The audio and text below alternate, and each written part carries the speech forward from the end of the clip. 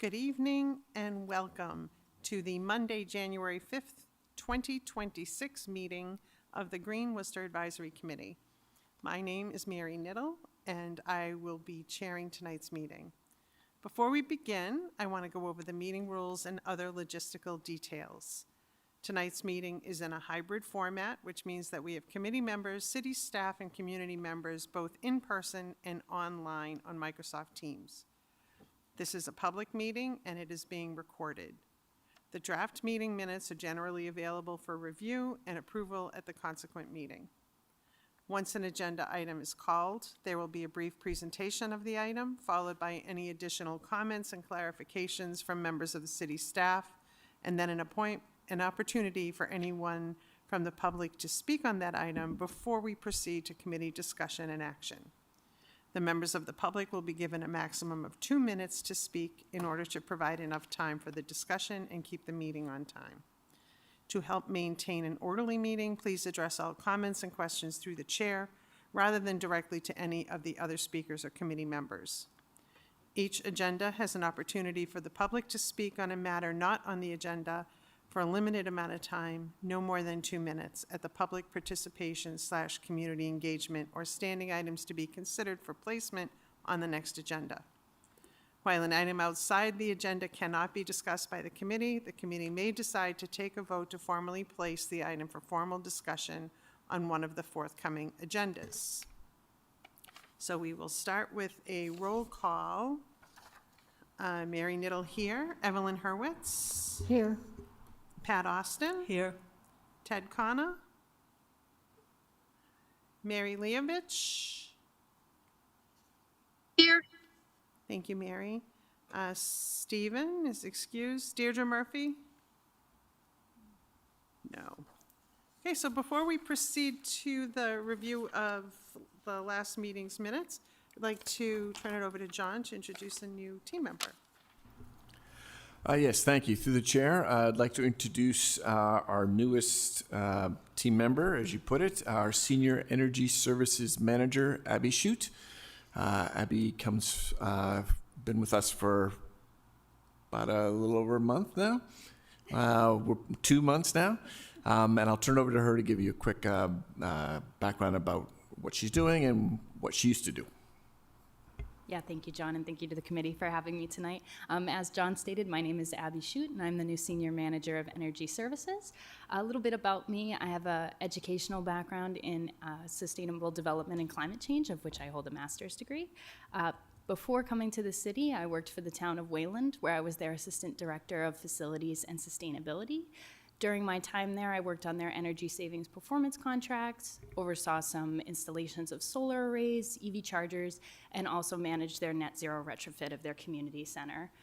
In my new role as Senior Manager of Energy Services, I'll be working on the energy savings performance contract, some EV charging projects, and some other energy projects as well. So yeah, thank you all for having me and looking forward to working with you. That's great. Well, thank you, Abby. Any questions from the committee for Abby before we move on? Welcome. Through the chair. Impressive background. Sounds like a great addition to your team, Sean. Thank you. I would agree. Yeah. That's great. Okay, we'll move on to approval of the minutes from our last meeting, which was on November 17th.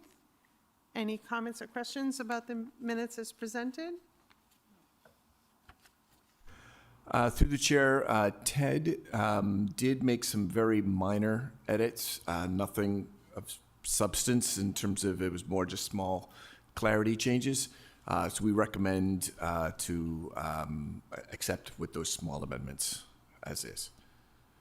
Okay, do we have a motion to accept? So moved. Second? Second. All agreed. Anybody Second. opposed? Mary's got a second. So we're all agreed. Everyone seconded it. Everybody agrees. That's great. Thank you very much. And thanks to Ted for thorough review of the minutes as always. So we'll move on to old business. We have been discussing artificial turf fields and research findings by the WPI students. this is an item that Ted is particularly interested in, and he is not here yet. We are expecting him. So I'd like to delay that, Sure. if that's okay with everybody.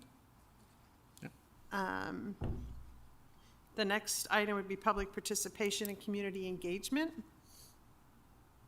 It being a miserable night in January. There are no public members here, none online.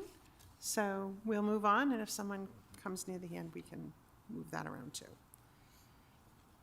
As for item 5, the task force updates, the decarbonization committee did not meet since the last meeting, so there's no report. So we can move directly to item number 6, which is an update on the zero waste master plan from the city. Go ahead. Sure. So through the chair, have a few updates that we have here. Both myself and Jesse Davis will provide those. The first one is, as you noted, on the zero waste master plan. We are the survey that I believe I mentioned at the last meeting that was we were planning to send out. Well, has been done. We received about a little over 750 responses, which was significant. Not as many as the first survey, but still a very solid number. We are looking to that those responses have been sent to our consultant for, and they've been analyzed and included as part of some of the prioritization that we are looking to do as part of the final report. We also took that information and met with our steering committee to discuss the plan's priorities and taking into account the information we got from the survey. That was a very good meeting. The consultant, Zero Waste Associates, has taken that feedback back as well, and are now in the beginning stages of drafting the final report. So we are hopeful that we'll have a presentation available for the public sometime around March is what we're looking at for a timeline. And that's where we stand as we sit today. More to come. Through the chair, and so when will there will be an actual report? Through the chair. So yes, so the goal is that we intend to be able to share a draft final report that will allow councilors and committee members here to have to weigh in, to provide some input before we finalize anything. Then we will take that input, obviously, and anywhere where we can to make those, incorporate those suggestions, and then finalize the report shortly thereafter. And through the chair, and timeline? So the draft final, like I said, should be in March. Oh, so it'll be Yeah, so it'll probably be, realistically, we're looking at least to April to get the final. yeah. But it will also depend to some degree on council schedule and everything else that goes with that. Thank you. Of course.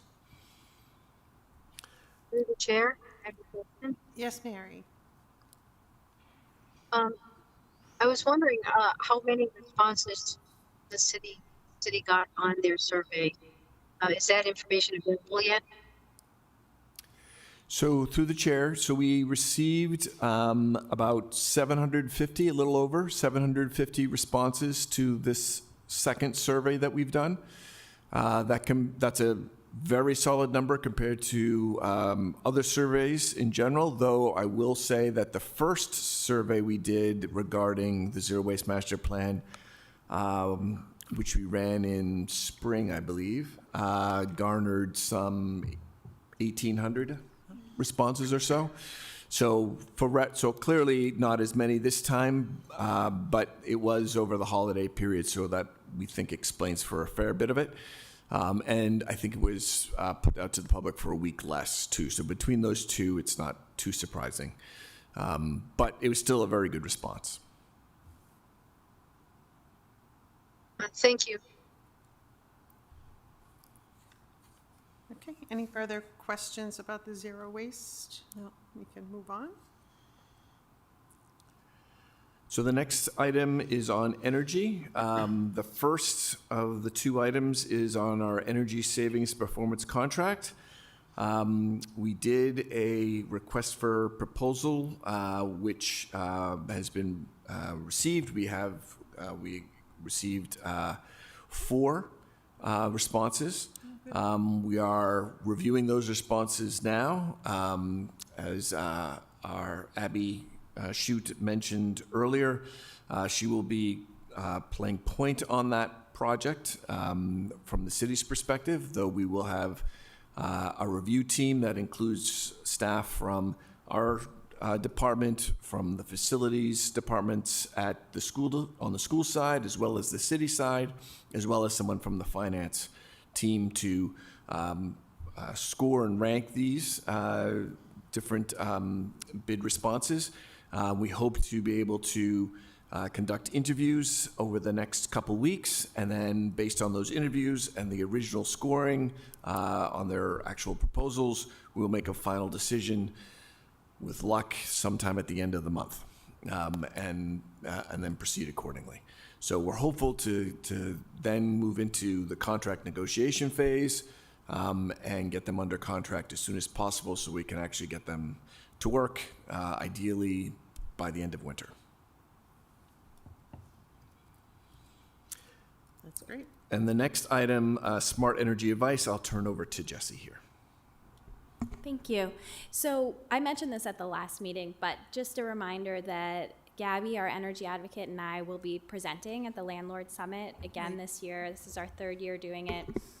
It's this Saturday, January 10th at the DCU Center, and it's just been a great event, so we're happy to go back, and anyone who is a landlord or knows a landlord, there's a lot of really great presentations, and there's a tabling area, a couple things you can learn about, tips to build a great real estate business, FEMA flood mapping updates, where energy efficiency simplified, history for rent, how to take care of a historic building. So there's a lot of great topics, and just wanted to promote that it's an awesome event that the city puts on, free for landlords to go and participate.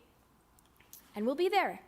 And Mary came with us a couple years ago, and this year we're going to have a guest speaker from Abode Energy talk about building science and upgrading triple deckers. That's great. Yeah, so that's my update on that. That's great. Thanks. Thank you.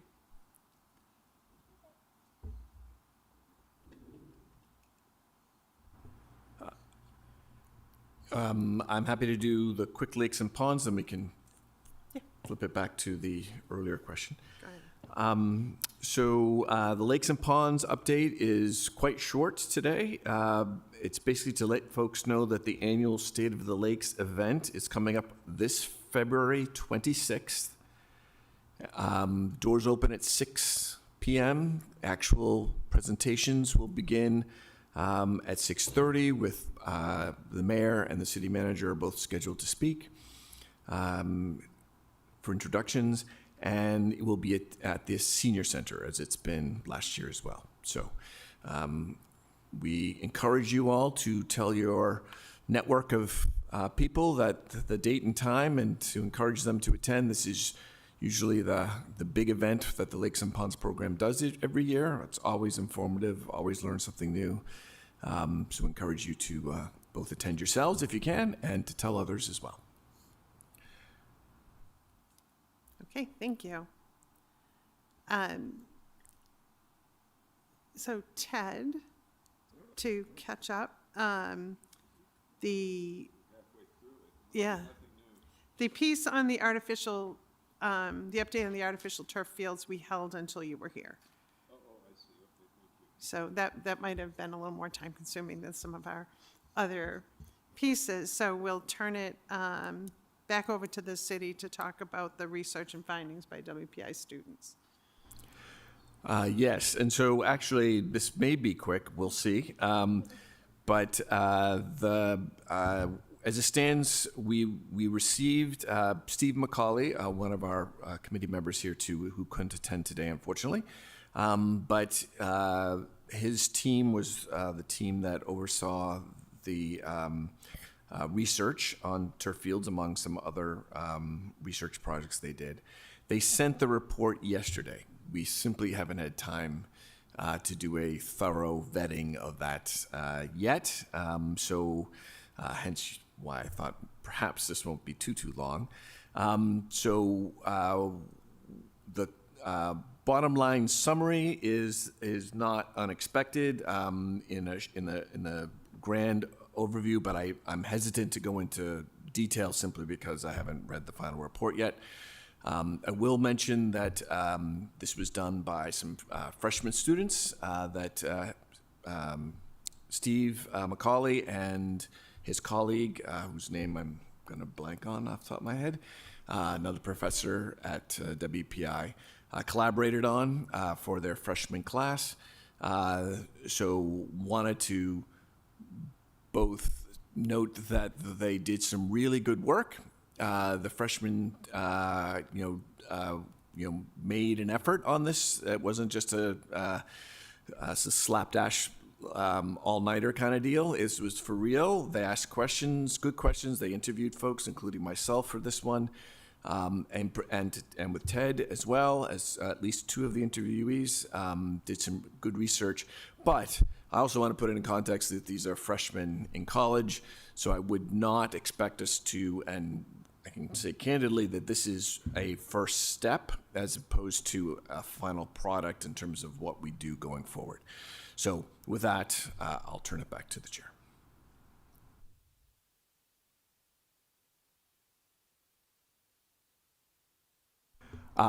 Thank you. The other professor is Catherine Fu, who is a colleague of Steve McCauley's.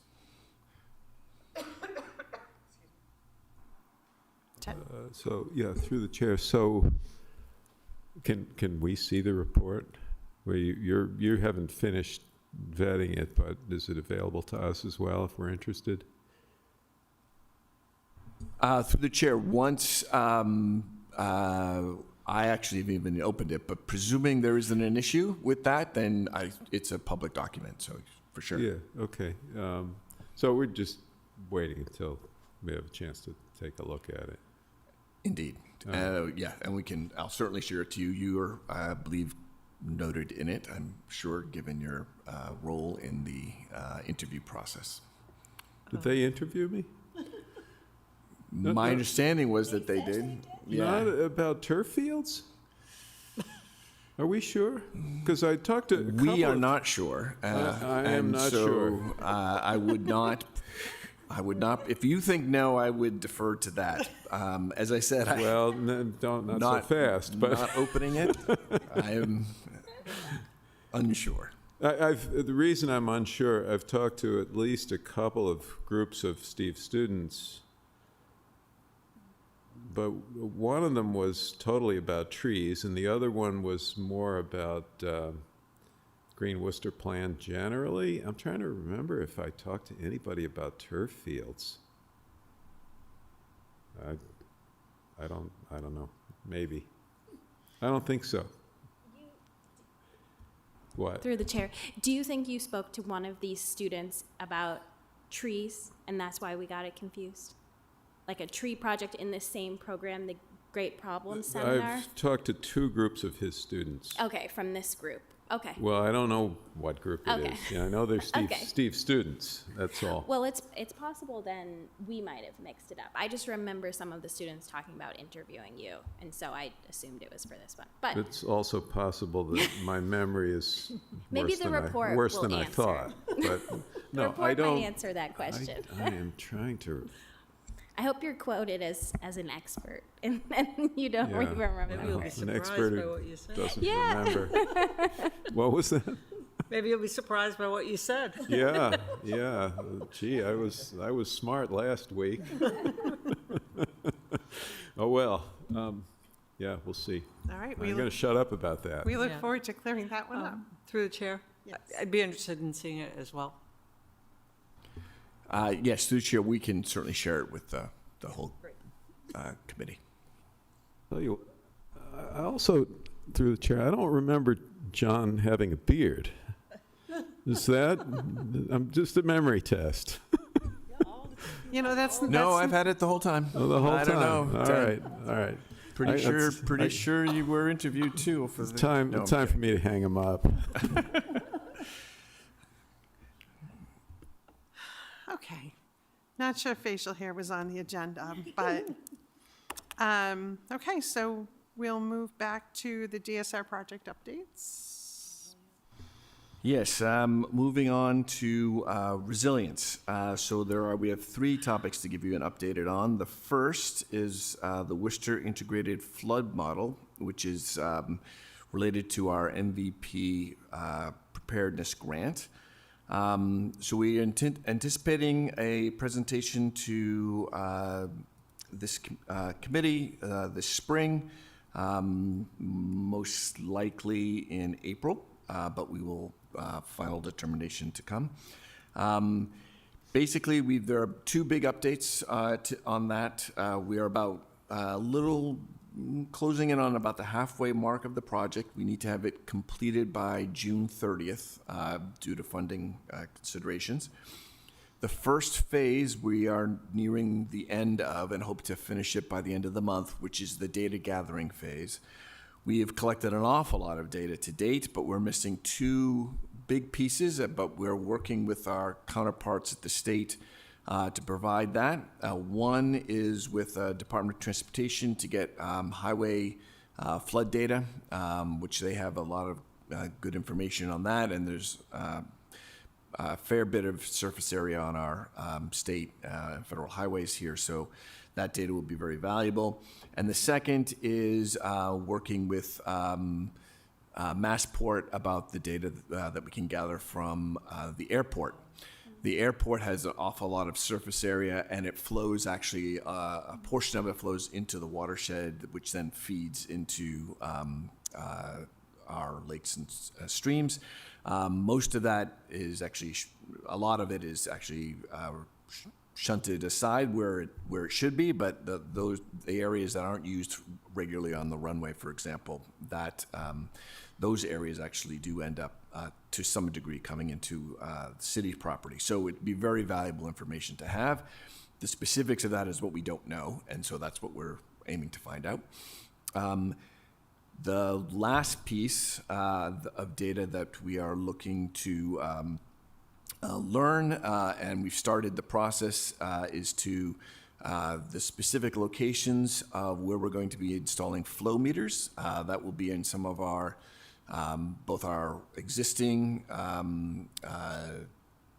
culverts that we have around the city, which are basically areas where we have large volumes of water that run through some of our infrastructure, under roads and bridges, for example, and in some of our larger stormwater piping as well as there should be at least a couple that will be put in some of our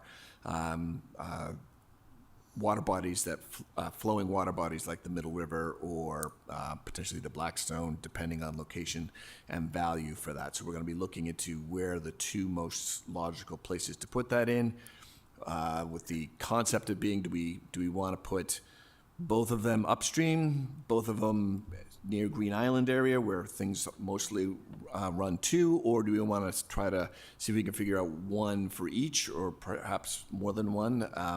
But we have a very limited number that we can afford to do, so figuring out that balance is part of the exercise.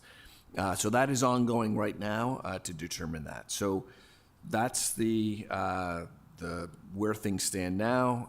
As I mentioned, we hope to wrap this up for the end of June.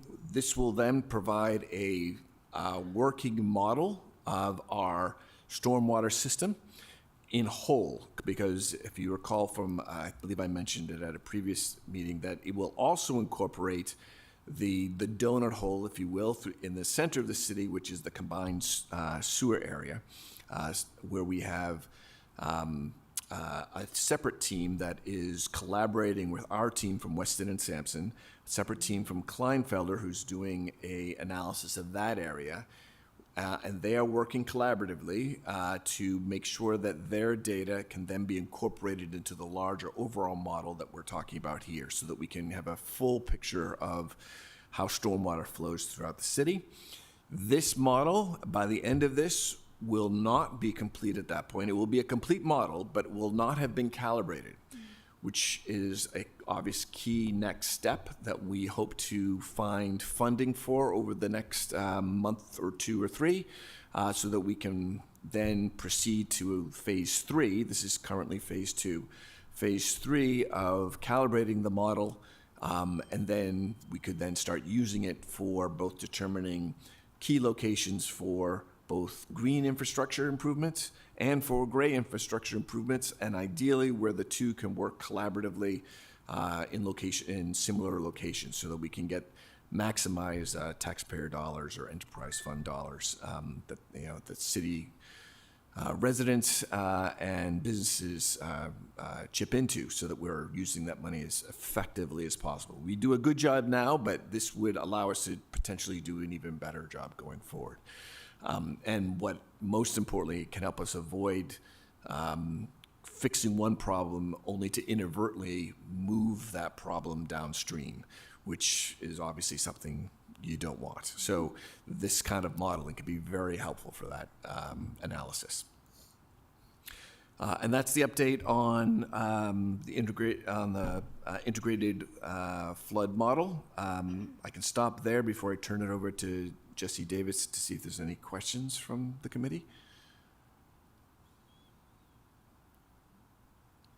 Through the chair. Yes, go ahead, Mary.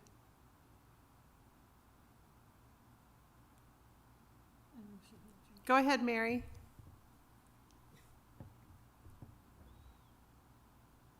Can you hear me okay? We heard that, Can you yes. hear me now? Yep. Yes. Okay. John, I was just going to say, through the chair, sounds very interesting. I'm looking forward to hearing more about that. It sounds like a really great engineering effort. Thank you.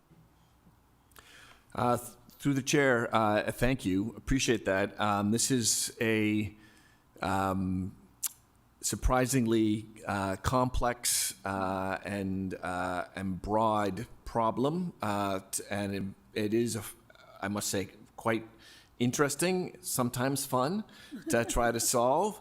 But there's a lot of players involved here. Fortunately, we have 2 consultant teams. The one that we're working with directly, Weston and Sampson, who's doing great work, been really helpful to date on not only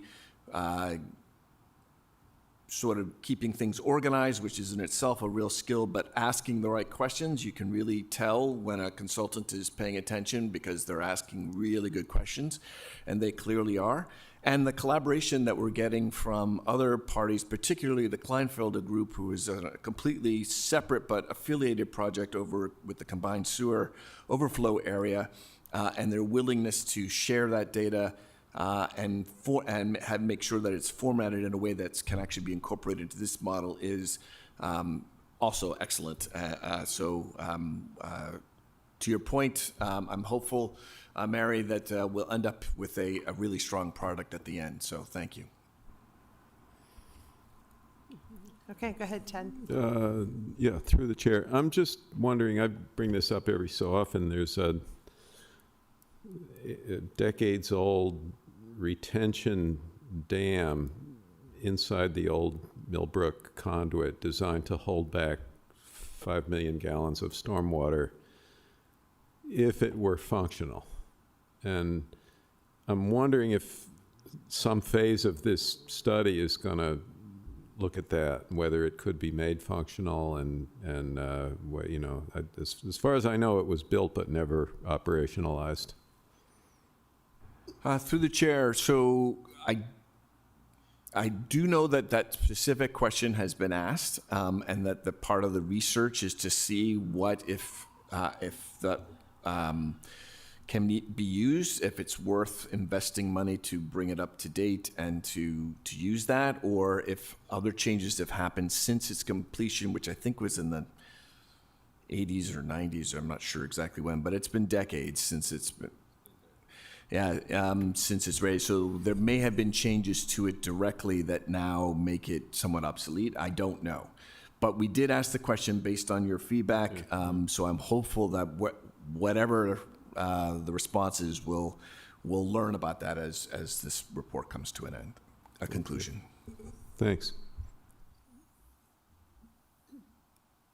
Through the chair. Evelyn, yeah? Yeah, I just want to say how really timely this is, because as storms are getting worse, we're going to really need this model up and running so that we can figure out how to keep the city from flooding, essentially. So thank you.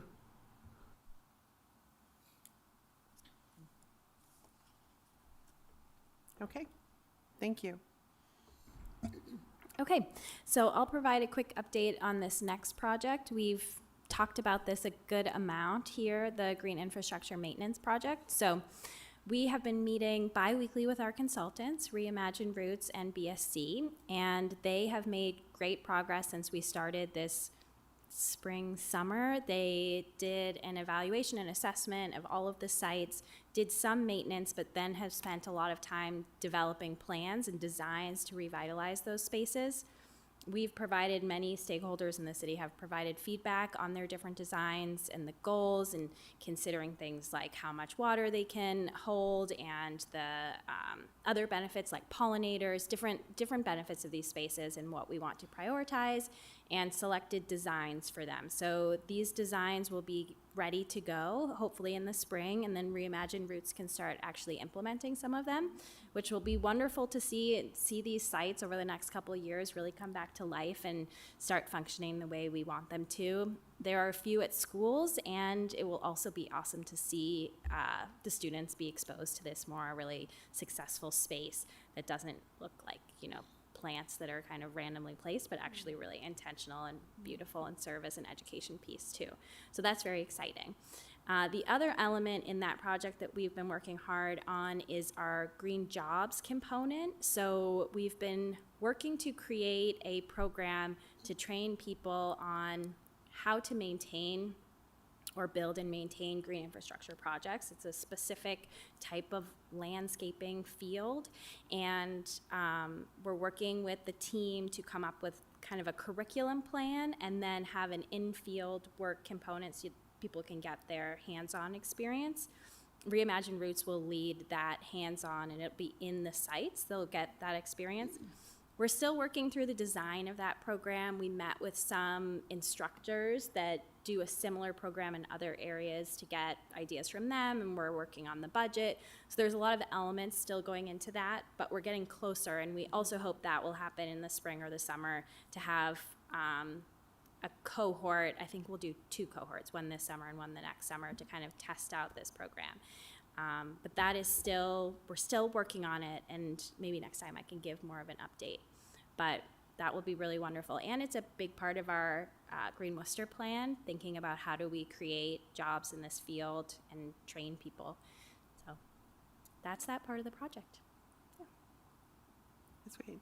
Jess, can you give us a sense of how old, like you mentioned, summer cohorts? Are these jobs for youth, or are they jobs for adults, or how do you see that? So that's a good question. It's been a topic of conversation in the planning team. We had thought, well, maybe we should do it for high schoolers who are in the tech school. And then we met with these instructors who said, some of it really makes sense for older people who are maybe already in the field and want a certification that would bring them to a new level.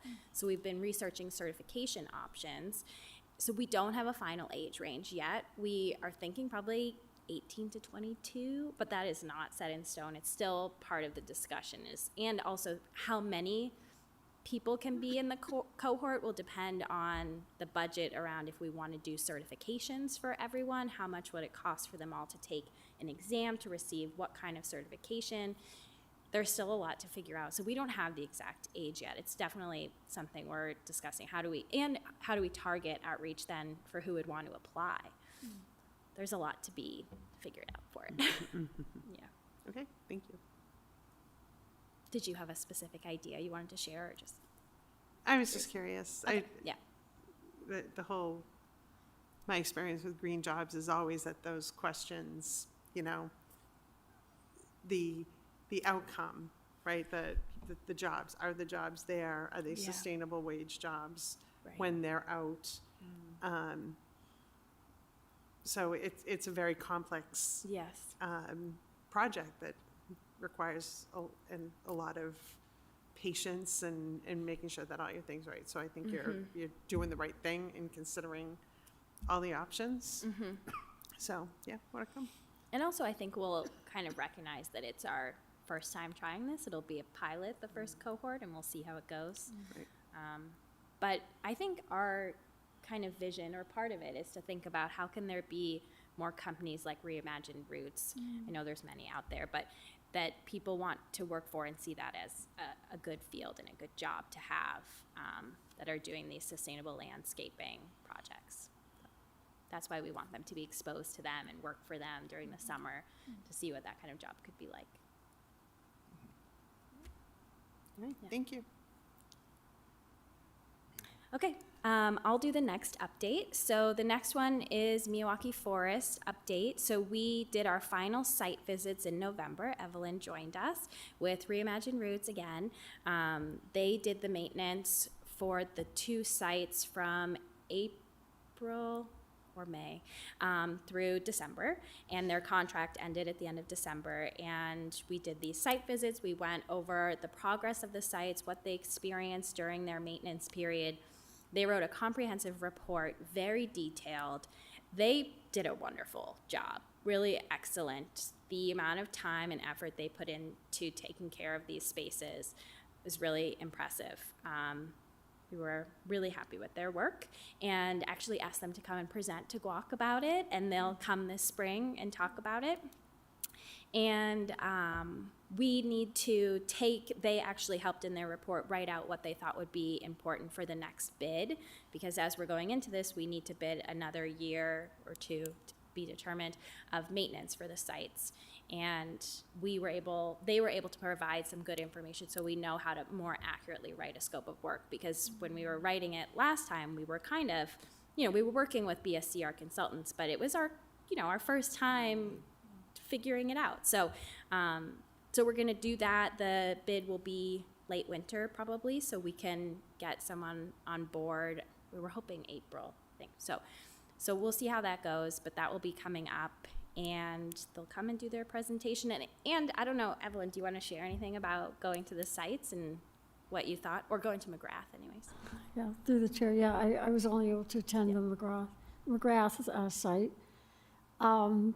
They are incredibly dedicated people and really, really knowledgeable. And we had a lot of conversation about what is the meaning of a Milwaukee forest and where does maintenance fit into that whole rubric.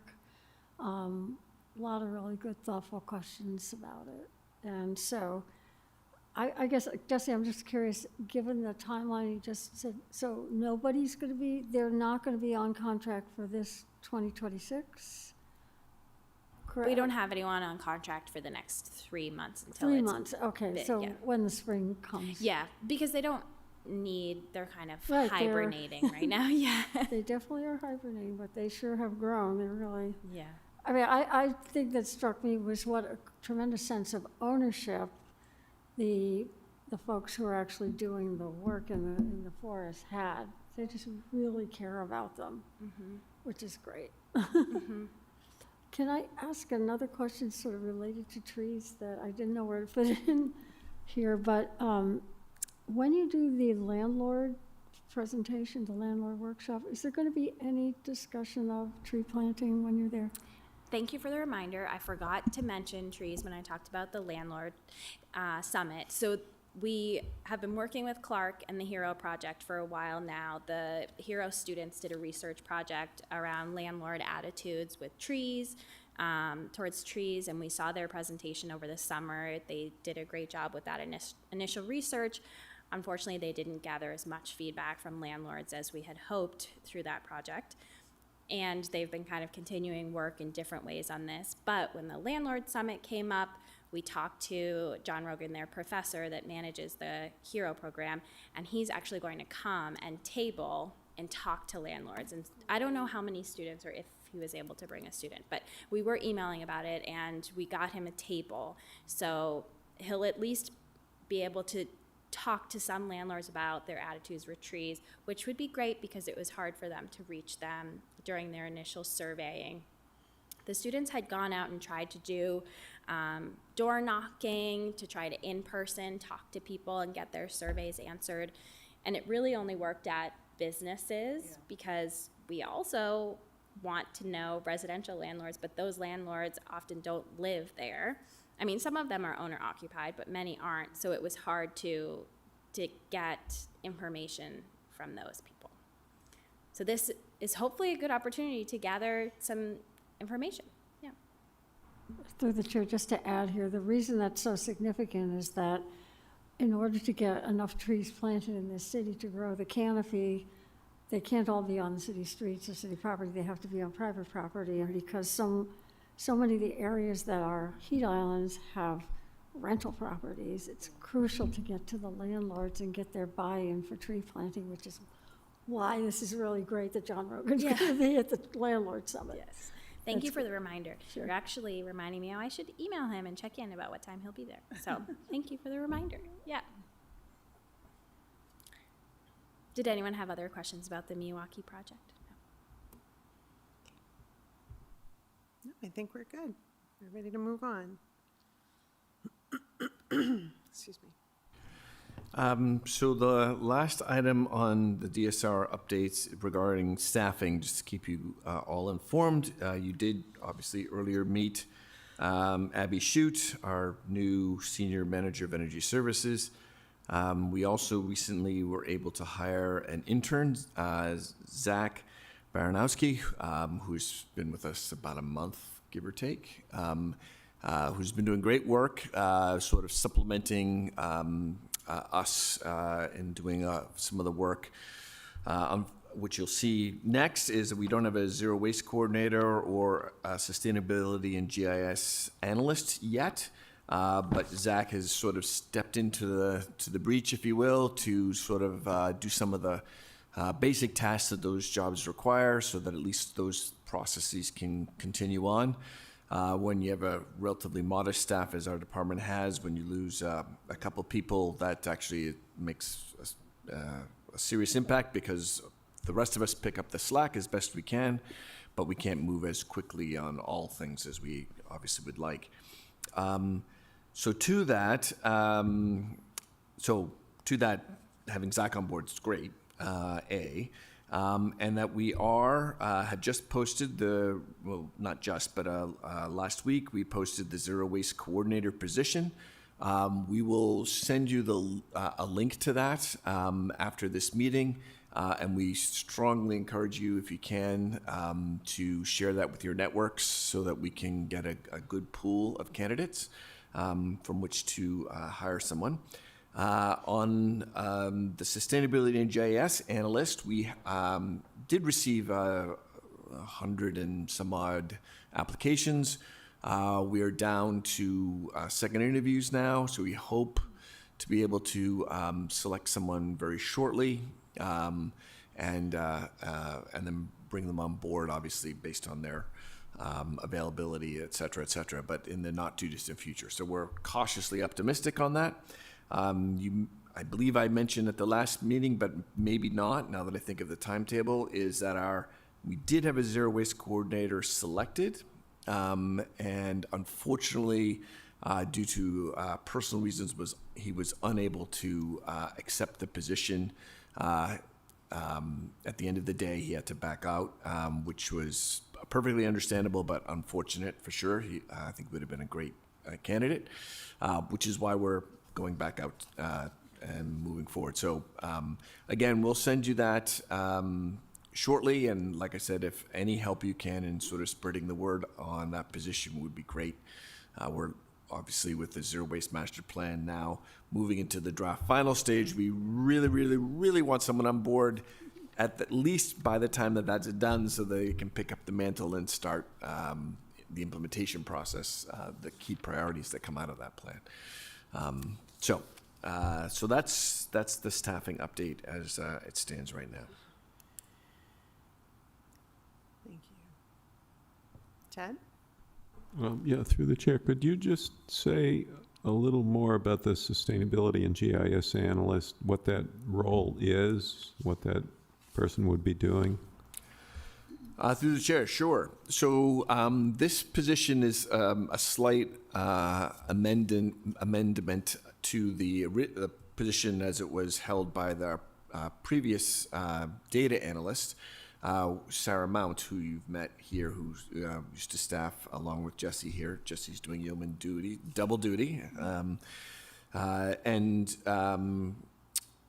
we've modified the position slightly so that we note that it is, though it clearly is has a data analyst component to it, there's a lot of data that we gather that we need to make sure that we are interpreting that data properly and to do proper analysis of it, and to use that analysis then to create narratives that we can use to tell the story of what we're doing for each of our projects and as the department as a whole. So this is a very key position.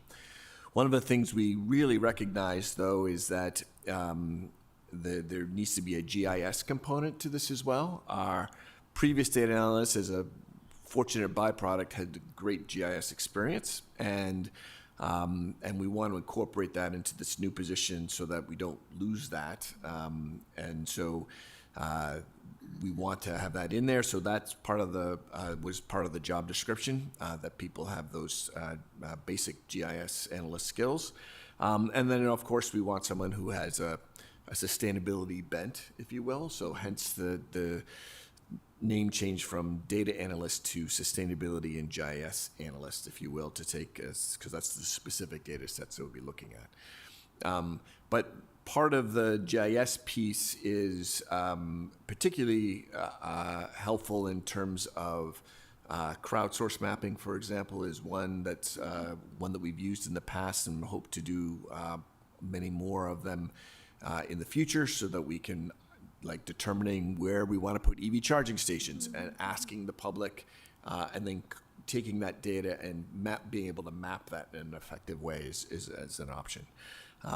So that's just one of many examples where you can use GIS information data and incorporate it in a sustainability aspect. Hopefully that wasn't too long-winded to answer your question. Okay, thank you. So any further questions about any of the project updates for the city? No, thank you for all of the information provided. We'll move on to then number 7, standing items for consideration on future agendas. Does anybody have any suggestions, bearing in mind, of course, that we can also add them in the interim?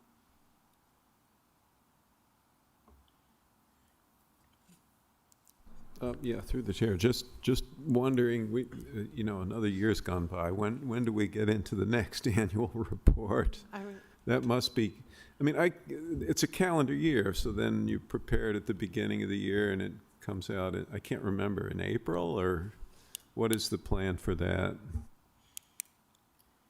Through the chair, I reluctantly agree that a year has passed, and we need to do another annual report. They keep doing that. Yep. So for context, we are putting that's another reason why we need a sustainability and GIS analyst, because it definitely requires the roles of both Jesse and that person to help do this annual report. It took an awful lot of effort between the two of them for the last one. So we're looking to condense this year's version a bit. Much of the data does not become available until March. We run a lag of electricity and gas data of about 3 months from the utilities. So we don't even get that data till then. And then once we have that data, then we can analyze it and update some of the priority items in the annual report. In the interim, we can do some other stuff too in terms of organization and other things that aren't specific carbon reduction measures. But we're hopeful to do a more simplified version of this, where we're not going through the rather exhaustive list, if you recall from last time, where we're focusing most of our effort on things that actually happened, as opposed to the things that didn't, and to explain why they didn't, I think is maybe something we'll do on a less frequent basis. Sometimes it might be helpful to know, but I think the most important thing is what have we actually done, and brief context as to the value of doing it. So that's what we're going to be focusing on for the next one, with the assumption, and we'll make sure this is plain, that things that aren't specifically called out are things that either had limited or no update to provide. And then at some point, probably when we do a larger update of the plan itself, which we intend to do in the next year or two, at that point, we could then conceivably, some items may get dropped completely from the priority list and new ones added, we can have a more thorough review of things that weren't done as well as the things that were.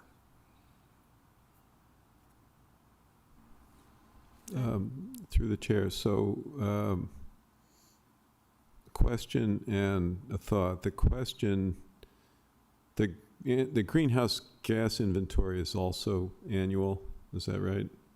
No.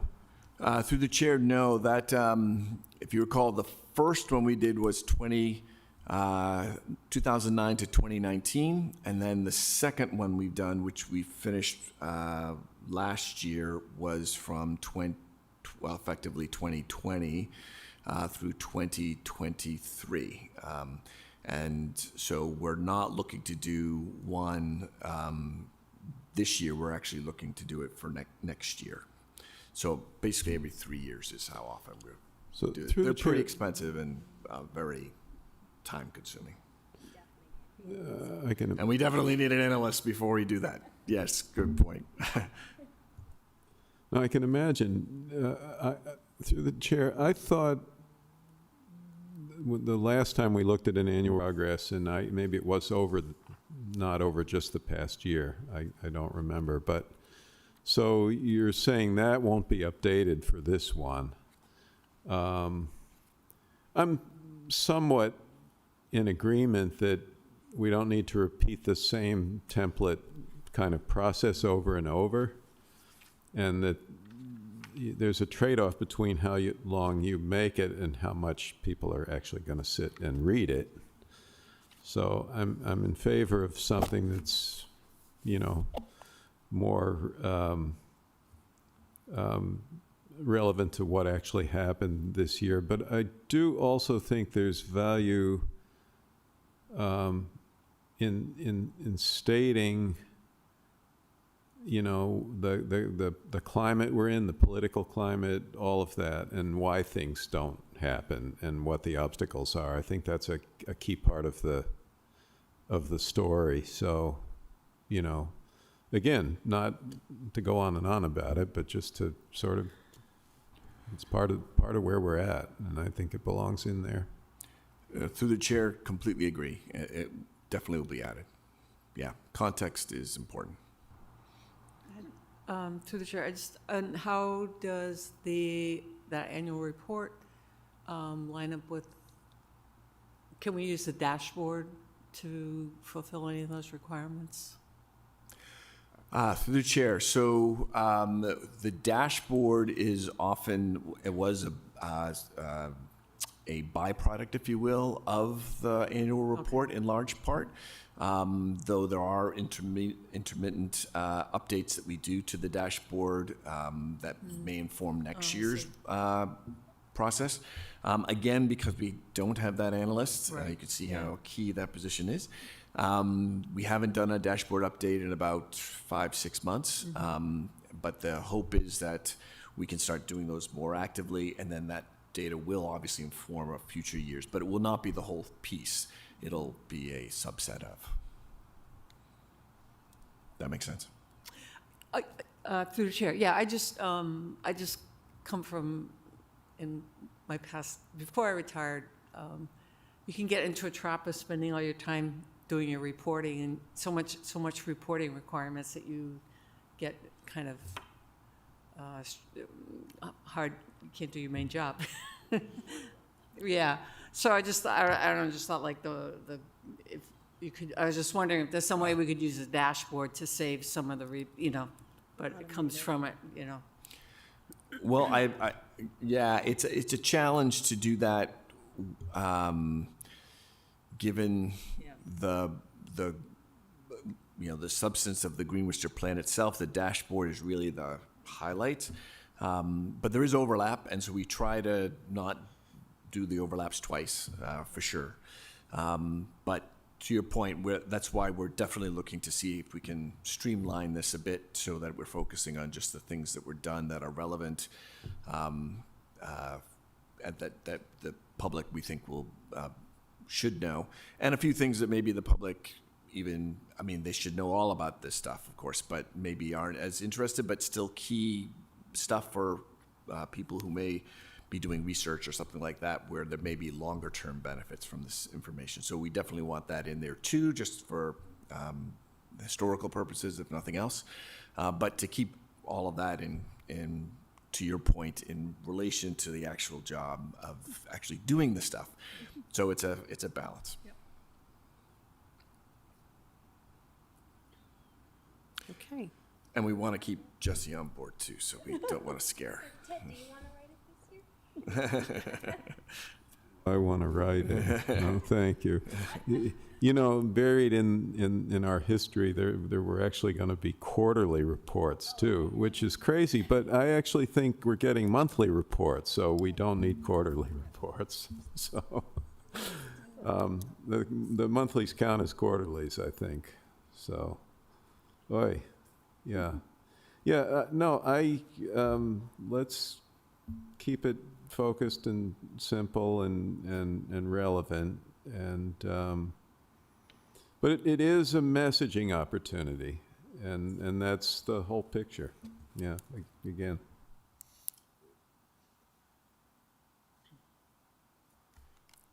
Okay, there are other items? Anybody? Just through the chair, I bet you know about this already, and again, I don't have the details, but the Worcester Native Plant Initiative has some upcoming winter seeding event or something. Yeah, they have 3 winter sowing events. I put them in the newsletter this month.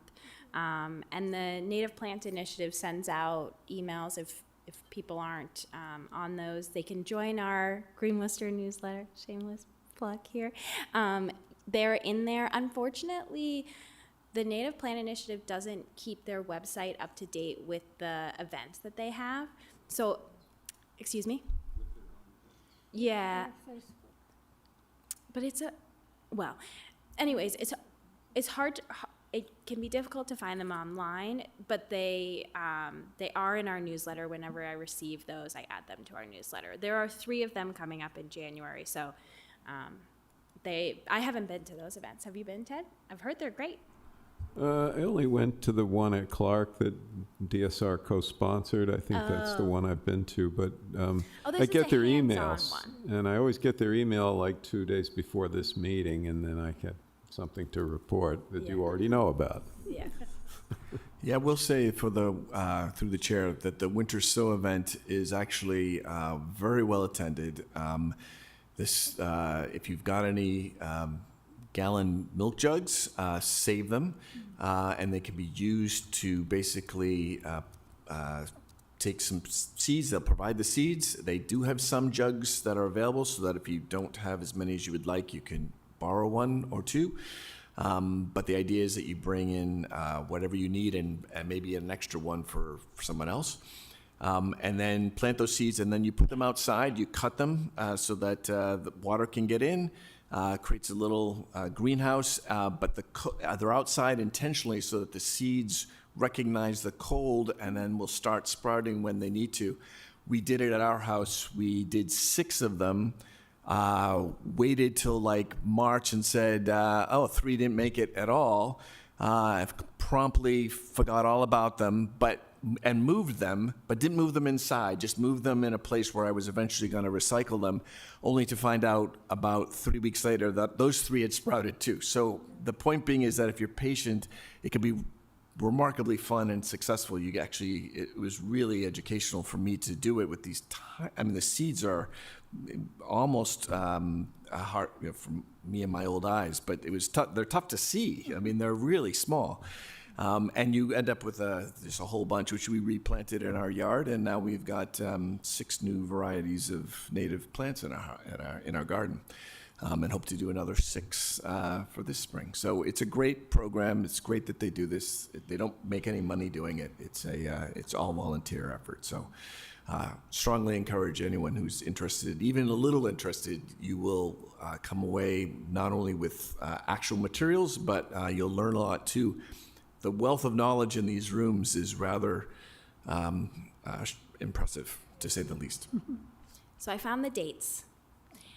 January 24th, January 11th, and January 15th are the 3 dates upcoming for these winter sow events. And if you Google it, you can find it.